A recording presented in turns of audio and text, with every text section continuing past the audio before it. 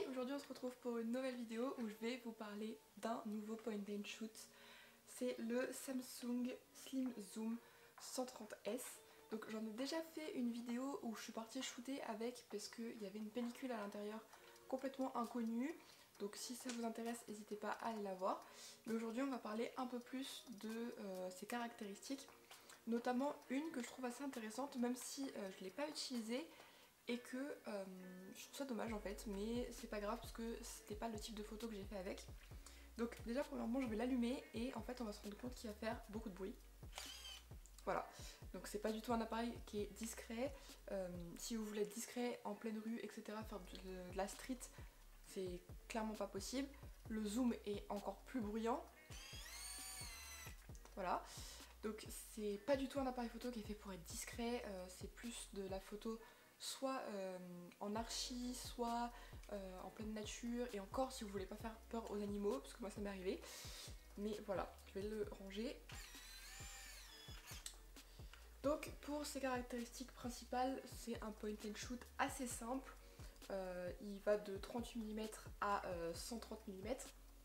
Donc ça c'est assez classique je trouve, en tout cas moi mes appareils photo point and shoot c'est à peu près ça.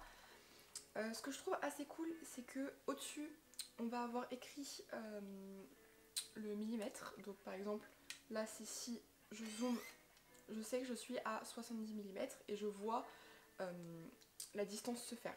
Donc ça je trouve ça assez cool. Donc là je vais replier.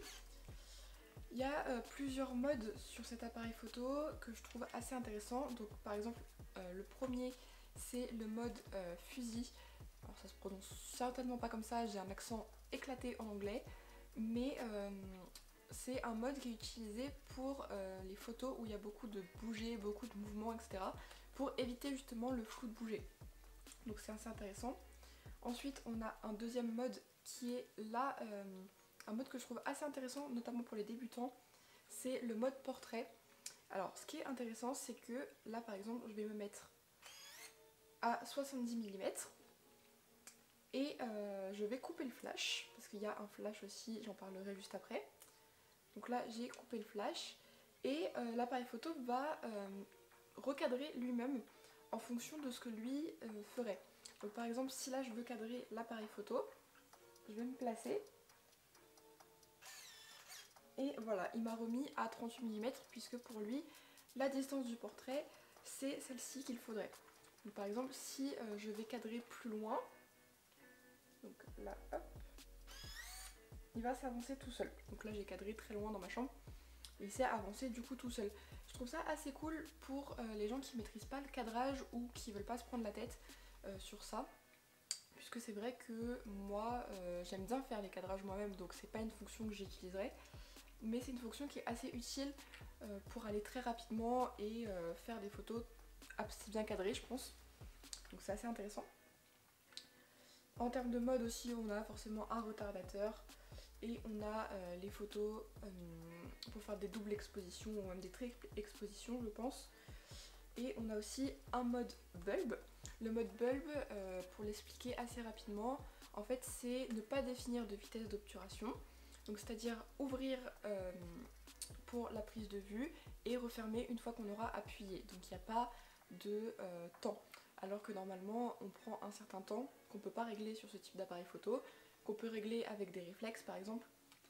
Mais par exemple on va mettre un 30e, un 500e en fonction de la rapidité du sujet et de la volonté d'un flou de bouger ou non, du type de photo qu'on va prendre, s'il y a de la lumière, s'il n'y a pas de lumière.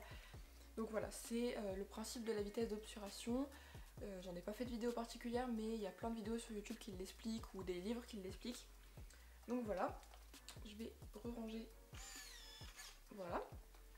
En termes de flash, il y a plusieurs types de flash.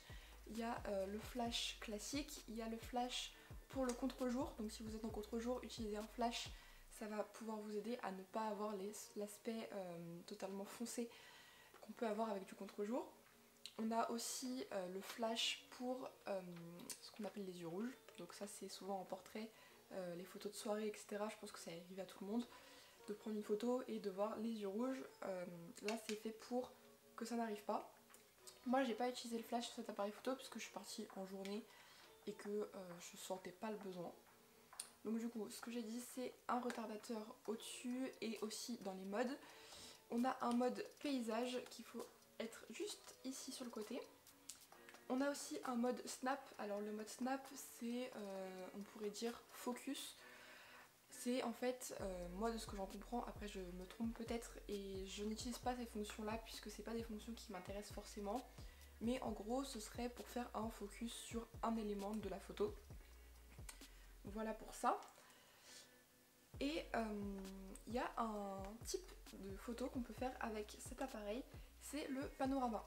Donc ça se fait juste à l'arrière de l'appareil photo, il y a juste à tirer et ça change notre vision dans le viseur.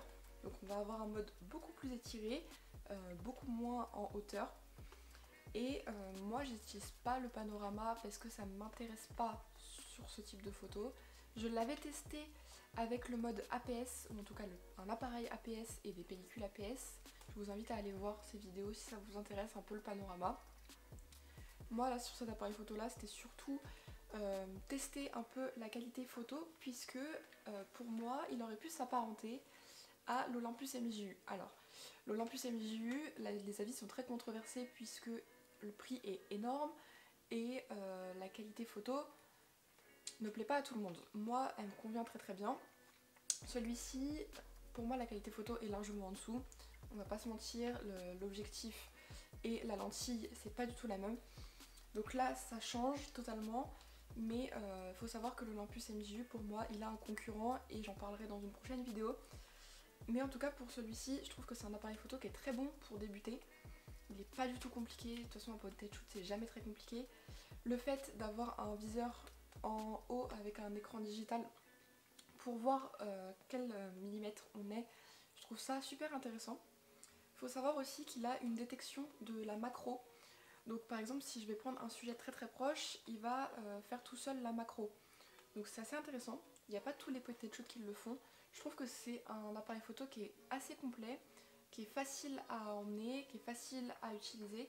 Le problème pour moi c'est le bruit. Honnêtement, le bruit du déclenchement il est horrible. Là je vais mettre le flash juste pour vous montrer. Voilà, et le bruit je le trouve pas agréable, il n'y a pas de pellicule, là ça fait juste un... c'est pas agréable pour moi. Moi j'aime bien avoir des beaux sons quand je prends des photos. C'est pour ça que j'aime beaucoup aussi utiliser le réflexe Praktica, mais bon, je ne l'utilise pas tout le temps parce que j'ai peur de gâcher des pellicules, mais ça c'est un autre sujet. Donc voilà pour cet appareil photo. Je pense que c'est un très bon appareil photo pour débuter, c'est pourquoi moi je le recommanderais. Surtout que je pense qu'on peut le trouver pas très cher. Moi je compte revendre le mien puisque je l'ai testé et j'ai d'autres point and shoot qui me plaisent plus. Donc celui-ci je vais le mettre en vente. Si c'est pas déjà fait, il y aura le lien, le bouquin en dessous. Mais voilà pour ça. C'est si vous l'avez testé et que vous l'aimez bien ou que vous l'aimez pas du tout, n'hésitez pas à me le dire en commentaire. J'aime bien lire vos avis. Et si la vidéo vous a plu, n'hésitez pas à liker, à partager, à commenter et surtout à vous abonner. Bye bye!